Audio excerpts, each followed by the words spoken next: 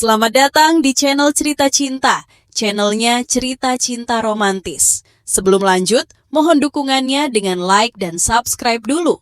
Ternyata aku anak orang kaya. Bagian 130. Tak perlu repot-repot ke klub lain. Kita main di sini saja. Kamu pergi saja sendiri kalau mau ke klub lain. Setelah berbicara, Erwin berjalan menuju pintu masuk klub Emgre. Tetapi Jasvan tidak dapat menahan diri begitu mendengar itu dan berkata dengan kejam, "Anak miskin dari pedesaan sepertimu mau masuk? Aku justru mau lihat bagaimana kamu diusir nanti." "Erwin, tidak ada gunanya ke sana. Ayo pulang." Divya tanpa sadar membujuk. Yang lain bahkan bersikap seperti sedang menonton pertunjukan. Mereka ingin melihat Erwin diusir secara langsung, seperti halnya Lina yang percaya Erwin bisa masuk.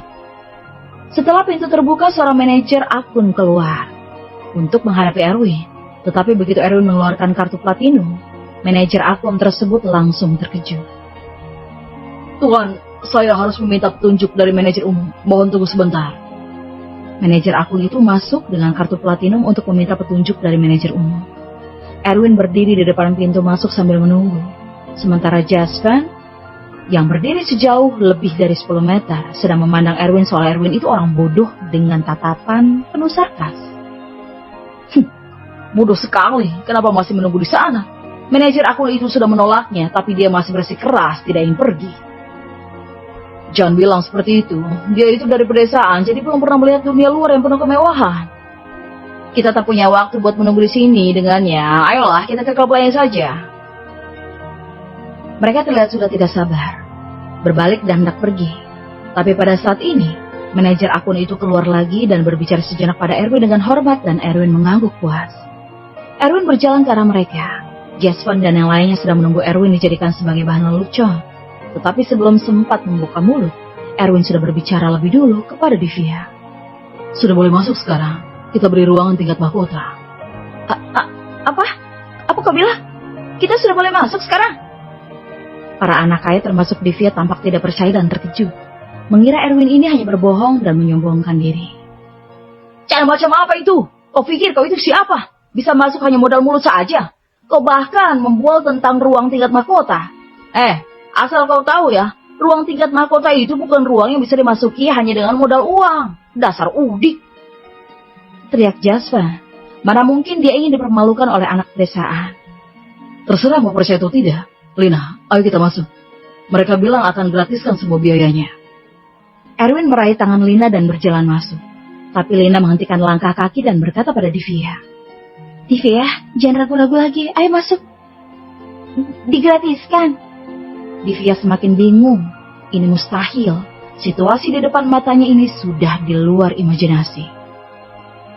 "Kau hebat juga dalam menyombongkan diri. Bahkan kau sampai sejauh itu. Ada kemampuan tapi masih sebangga itu. Anak miskin pedesaan zaman sekarang memang bukan main lagi sombongnya." Termasuk Jasvan, yang lainnya juga tak percaya. "Divya, ikut saja mereka kalau mau diusir. Lagian yang kehilangan muka bukan kami." Lihat bahwa Divya juga ikut masuk, Jasvan tidak bisa menahan diri dan berkata dengan sinis, "Aku akan tes untuk kalian. Gimana kalau memang bisa?" Divya berada dalam dilema. Tapi bagaimanapun juga Lina dan Erwin dibawa ke sini olehnya. Jadi dia harus menjaga perasaan mereka sebisa mungkin. Dengan adanya dia yang ikut diusir keluar, maka rasa malu mereka mungkin tidak terlalu besar nantinya. "Haha, kau beneran percaya dengan anak miskin itu? Ya, pokoknya kami tidak mau diusir." Jasvan tidak bisa menahan ejekannya lagi. Erwin mengabaikan mereka, tapi membawa Lina berjalan masuk. Manajer akun itu membukakan pintu untuk mereka dan menyambut dengan wajah penuh hormat. Ketika Divya melihat Erwin dan Lina benar-benar berhasil masuk, dia terkejut dan mengikutinya. "Benar bisa masuk?" Divya tidak terlalu mempercayai kata-kata Erwin sampai ia berhasil berjalan masuk ke dalam. Lalu bergegas keluar lagi untuk berteriak kepada teman-temannya. "Hei, ini beneran boleh masuk? Ayo cepat sini. Ruangan tingkat mahkota juga sudah disiapkan." Begitu kata-kata ini keluar, Jasvan, Williamson, dan anak-anak kaya lainnya tercengang. Apa yang dikatakan anak itu ternyata benar. Dia beneran bisa masuk. Mana mungkin?" Jasvan, Williamson dan anak-anak kaya lainnya terkejut melihat Erwin bisa masuk hanya bermodal mulut. Bagaimana cara anak miskin itu melakukannya? Tidak hanya Jasper yang ingin tahu jawabannya, tetapi begitu juga dengan Williamson, Divya, dan juga yang lain. Kenapa masih berdiri diam? Ayo masuk pergi, di luar sini dingin sekali. Salah satu gadis kaya bernama Henny berkata dengan gemetar sambil ikut masuk.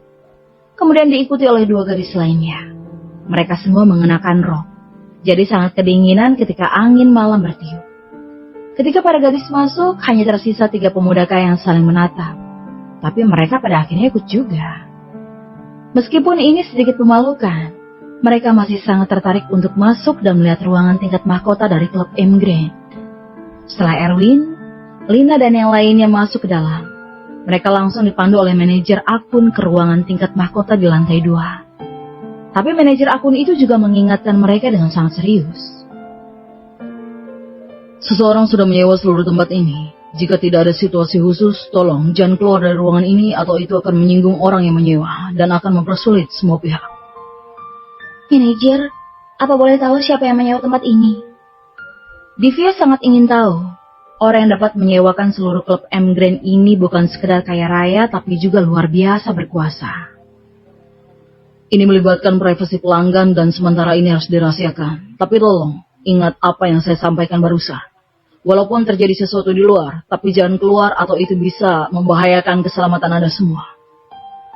Manajer akun berjalan pergi setelah selesai berbicara dan memandu Erwin beserta yang lainnya ke ruangan tingkat mahkota di lantai 2. Yang lainnya juga mengikuti, tapi samar-samar mereka dapat mendengar berbagai macam suara berisik. Masing-masing ruangan di lantai pertama dapat dilihat bahwa orang yang menyewa tempat ini mengundang banyak teman untuk bersenang-senang di sini. Setelah tiba di ruangan tingkat mahkota di lantai 2, Erwin membawa Lina dan Divya ke dalam terlebih dahulu, dan langsung terkejut oleh dekorasi mewah di dalamnya. Ruangan berukuran lebih dari 200 meter persegi, dengan keseluruhan berwarna kuning keemasan, ditambah lukisan naga emas besar di langit-langit, yang sangat mengesankan dengan gigi dan cakar yang tajam. Ada juga 3 baris lemari anggur merah di dalam kotak, berisi berbagai anggur merah yang boleh dipilih sesuka hati. Kemudian, sebuah layar besar yang bisa digunakan untuk menonton film, menyanyi, ataupun bermain game VR. Di pojok terdapat sebuah meja biliar untuk bersantai. Bahkan ada ruangan rahasia dilengkapi tempat tidur besar di dalamnya. Sungguh sangat memperhatikan kenyamanan para tamu. Ini adalah sebuah ruangan rekreasi dan hiburan bergaya bioskop besar dengan fasilitas lengkap dan mewah. Di sini juga bisa memesan berbagai layanan termasuk pijat, cuci kaki, pendamping minum-minum, atau nyanyi yang siap melayani. Benar-benar punya segalanya. Erwin sedikit emosional. Dia sedikit terkejut dengan tingkat kemewahan di sini. Seperti yang diharapkan dari fasilitas kota-kota besar. Namun Erwin hanya terkejut sesaat dan segera tenang kembali. Saat di kota Bandung sebelumnya, Erwin sudah pernah melihat banyak ruangan tingkat atas mewah lainnya. Jadi dengan cepat bisa menerima desain mewah di sini. Namun sebaliknya, Divya, Jason, Williamson, dan yang lainnya baru pertama kali melihat ruangan dengan fasilitas kelas atas seperti ini. Jadi mereka terkejut dengan dekorasi mewahnya. Semua yang ada di sini gratis, jadi mainlah sepuasnya. Erwin berkata ringan dengan sudut mulut terangkat. Ya, baguslah. Henny dan gadis lainnya sangat bersemangat. Ruangan mewah ini bisa dinikmati sepuasnya. Apalagi yang lebih menarik dari ini. Untuk sesaat mereka menjadi sedikit kagum dengan Erwin yang dari pedesaan. Sementara Jasper justru merasa sedikit iri. Tapi dia juga penasaran bagaimana anak miskin ini bisa melakukannya. Jadi dia segera melangkah maju dan bertanya tanpa sadar. Hei anak sialan, bagaimana kau melakukannya? Jangan-jangan pakai cara tercelah. Jawaban dari pertanyaan ini sebenarnya ingin diketahui oleh Divya, Williamson, dan yang lainnya juga. Jadi mereka semua menatap Erwin dengan penuh harap. Aku memungut sebuah kartu keanggotaan VIP tempat ini saat di stasiun kereta sebelumnya. Jadi mereka izinkan aku masuk. Erwin jelas mengarang sebuah alasan untuk membohongi mereka. Sialan, ternyata cuma beruntung memungut kartu VIP di sini. Tidak heran mereka izinkan begitu saja, bahkan dapat ruangan di mahkota. Jason marah dengan suara rendah. Sedangkan teman-teman lainnya tiba-tiba menyadari bahwa anak miskin tetaplah anak miskin. Mereka menyesal karena mengira Erwin memiliki latar belakang yang misterius. Sepertinya hanya mereka yang salah paham. Kesan baik pada gadis kaya itu pada Erwin juga tiba-tiba kembali ke titik awal dalam sekejap. Erwin, itu beruntung sekali. Apa kartu VIP itu bisa dipakai lagi? Divya tiba-tiba membungkuk dan bertanya dengan suara rendah. Jika memang bisa dipakai berulang kali, maka Divya bersedia berteman dengan Erwin. Sepertinya hanya bisa 1 kali, dan sekarang kartunya sudah diambil mereka. Erwin menghela nafas dan berkata tanpa daya. Kamu yang kukira bisa menjadi berguna malah kembali ke titik semula. Divya menghela nafas. Dia awalnya berpikir ingin mengandalkan Erwin untuk datang ke sini lagi ke depannya. Tapi sekarang ternyata Erwin masih anak miskin yang tak berguna. Erwin tersenyum dan tidak memperdulikan itu. Dia hanya tidak ingin mencolok. Lagi pula masih banyak hal-hal yang penting yang harus dilakukannya di kota Santa kali ini. Semua orang mulai bermain secara terpisah. Divya menyeret Lina untuk bernyanyi dan bermain game VR bersama. Sementara Erwin kurang tertarik. Dia menghitung waktu. Dan lusa adalah hari di mana kesepakatan di klub vodka akan diadakan. Dari sini, dia tahu bahwa itu sepenuhnya adalah jebakan dari keluarga Gibson dan merasa harus melakukan persiapan lebih awal. Ketika Lina dan yang lainnya sedang bersenang-senang, Erwin mengirim pesan kepada Damon. Memintanya untuk membantu menyelidiki informasi tentang klub vodka, sehingga dapat melakukan gerakan yang ditargetkan ketika waktunya tiba. Tepat saat di tengah-tengah sedang bersenang-senang, mereka tiba-tiba mendengar keributan di luar. Serta suara pertengkaran dan raungan, seolah-olah ada yang sedang berkelahi. Erwin mengerutkan keningnya dan ingin keluar untuk melihat apa yang terjadi. Tapi begitu mengingat akan peringatan dari manajer akun, Erwin pada akhirnya berhasil menahan diri. Erwin baru saja tiba ke kota ini, jadi tidak ingin menimbulkan masalah. Keingintahuan bisa saja menyebabkan masalah yang tak diperlukan. Yang lain juga mendengar suara keributan di luar. Itu sangat menakutkan, hingga mereka kehilangan minat untuk lanjut bermain dan mulai berspekulasi. Kenapa bisa ada pertengkaran di luar? Sepertinya orang menyewa tempat ini punya identitas yang beda kelas. Ada suara langkah kaki menuju ruangan ini. Sebelum sempat menyadari siapa yang mengatakan itu, pikiran semua orang di tempat kejadian tiba-tiba menegang. Lalu pintu tiba-tiba terbuka. Dan seorang wanita yang mengenakan pakaian kulit hitam berjalan masuk dengan pisau panjang di tangan. Seluruh tubuh penuh darah. Terlihat bahwa dia terluka parah. Bahwa wajah dinginnya juga berlumuran darah. Dia mendobrak masuk. Para gadis memucat-pucat karena ketakutan ketika melihat wanita berbaju hitam penuh darah. Wanita berbaju hitam itu sangat terampil.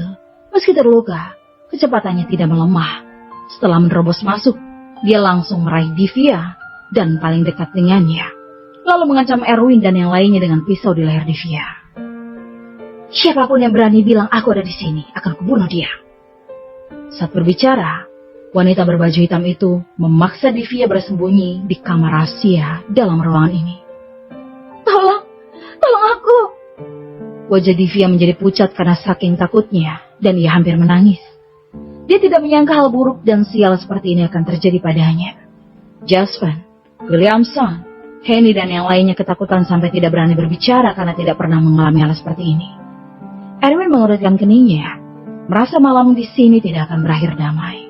Ternyata benar.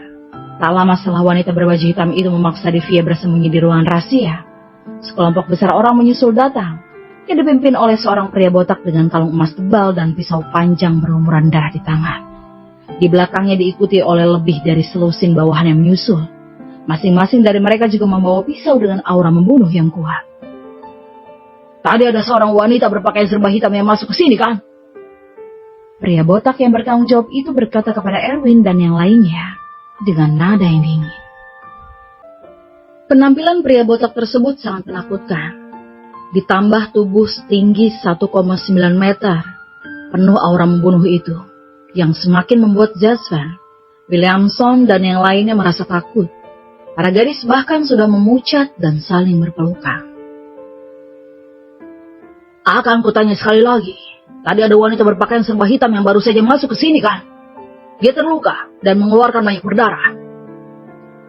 Pria botak itu melihat Erwin dan yang lainnya masih diam saja. Jadi tidak bisa menahan diri dan berteriak lagi. Erwin sangat tenang. Tapi dia tidak ingin mencolok untuk saat ini. Masih ada banyak anak dari keluarga kaya di tempat ini. Jadi biarkan saja mereka yang maju duluan. Namun Henny tidak tahan dengan suasana mengerikan. Jadi mendorong Jaswan dengan tangan dan berbisik dengan gemetar. Jaswan, di sini keluargamu yang paling berkuasa. Maju dan beritahu mereka. Hidup Divya ada di tanganmu. Williamson dan yang lainnya juga memandangnya. Tampaknya di antara anak-anak kaya ini keluarga Jaswan memang memiliki latar belakang yang paling berkuasa. Jaswan benar-benar kesal. Jika dia maju begitu saja, bukankah itu sama seperti saja cari mati? Semua orang tidak punya pilihan selain menahan diri. Tuan, aku tuan muda dari keluarga Caprico di timur kota, dan ayahku itu Hengki Caprico. Jadi bisa tolong beri sedikit rasa hormat. Sebelum Jaswan selesai berbicara, pria botak itu langsung menamparnya dengan tak sabar, yang membuat kepala Jaswan terasa berdengung. Kutanya, ada seorang wanita terluka berpakaian hitam yang masuk ke sini kan? Aku bahkan tak menganggapnya penting Hengki Caprico. Berani-beraninya menyuruhku memberi rasa hormat. Pria botak itu sama sekali tidak takut pada Jaswan dan langsung mempermalukannya. Jaswan kehilangan muka saat dimarahi, tapi masih tak berani untuk melawan karena takut menyinggung pria botak. Jadi hanya bisa menjawabnya dengan patuh. Tidak, aku tak melihat wanita berpakaian serba hitam. Kami sudah berada di ruangan ini sepanjang waktu, tapi tak pernah melihatnya. Setelah mengatakan itu, para anak kaya itu tidak berani menatap pria botak itu karena takut dicurigai. Begitu ya. Pria botak itu melirik jejak darah di lantai yang membuktikan wanita berpakaian hitam itu bersembunyi di ruangan ini. Dan orang-orang di depannya ini jelas berbohong padanya. Dan itu membuatnya marah dan menendang perut Jaswan. Jaswan terpental dan jatuh ke lantai tanah sambil berteriak kesakitan. Ketika Williamson, Henny dan yang lainnya melihat ini, mereka terkejut hingga terdiam. Pria botak itu mengayunkan pisau panjang di tangan di depan mereka semua sambil mengancam. Aku tahu wanita berbaju hitam itu sembunyi di sini. Aku bisa membiarkan kalian pergi kalau memberitahu dengan jujur. Atau kalian akan mati di sini dan mayat kalian akan ditemukan membusuk di sungai nanti. Pilih sendiri. Sebenarnya pria botak itu tak berani macam-macam kepada para anak orang kaya ini. Karena bisa memesan ruangan tingkat mahkota berarti menandakan bahwa identitas yang tidak biasa. Oleh karena itu di antara anak-anak muda ini pasti ada yang punya latar belakang keluarga yang berkuasa. Jadi dia hanya bisa menggunakan ancaman untuk memaksa mereka membeberkan tempat persembunyian wanita berbaju hitam itu. Dan pada saat yang sama bisa membiarkan mereka pergi. Itu bagaikan menyelam sambil minum air. Ternyata berhasil. Jaswan, Williamson, Henny dan yang lainnya panik begitu tahu akan dibacok sampai mati kalau tidak jujur. Dalam menghadapi pilihan hidup dan mati.